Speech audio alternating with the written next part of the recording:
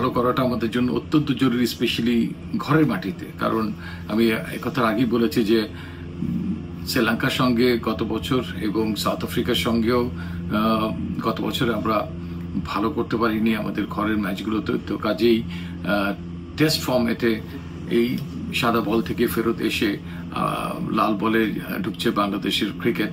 তো এটা একটা চ্যালেঞ্জ, যদিও যথেষ্ট শক্তিশালী নয় আন্তর্জাতিক মাপে টেস্ট ম্যাচ ফর্মেটে জিম্বাবুয়ে দল। এটা আমাদের জন্য একটা বড় সুযোগ, স্পেশালি আমাদের ব্যাটসম্যানদের দিক থেকে। শ্রীলঙ্কার সঙ্গে আমরা মানে প্রতিটা ইনিংসই দেখেছি প্রথম 5টি উইকেট আমরা খুব অল্প রানে হারিয়ে ফেলেছি।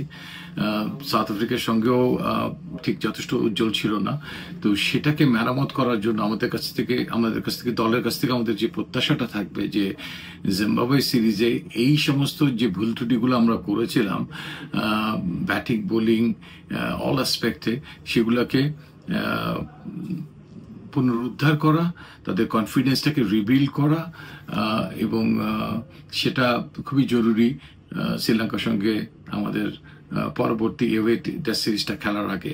I hope batting bowling unit হিসাবে আমাদের এই দলটি ভিজিবলি শক্তিশালী জিম্বাবুয়ের সঙ্গে এই পারফরমেন্স করে দেখানোর জন্য। আমাদের এই দলটাকে দেখলে আপনি দেখবেন যে হ্যাঁ, ওপেনিং এ সাদমান হয়তো পুনরুদ্ধার করেছে তার জায়গাটি স্ট্রংলি, আই শুড সে ভালো ফর্মেই তিনি আছেন।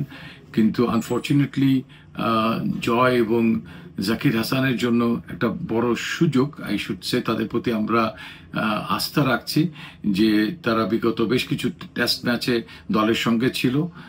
এই একাধিক কোচিং প্যানেলের সঙ্গে তারা কাজ করার সুযোগ পেয়েছে, ইতিপূর্বে হাতুরা সিংহে এবং এখন ফিল সেভেন্সের সাপোর্ট স্টাফের সঙ্গে তারা কাজ করেছে। তো জিম্বাবুয়ে অ্যাজ এ অপোজিশন আমি মনে করি যে কম্পারেটিভলি ইজিয়ার অপরচুনিটি তাদের জন্য তাদের জায়গাটি সুসংগত করা, এবং এই কারণে তাদেরকে লম্বা ইনিংস খেলার চেষ্টা করাটা খুবই উচিত, এবং এটা আমরা তাদের কাছ থেকে এক্সপেক্ট করছি।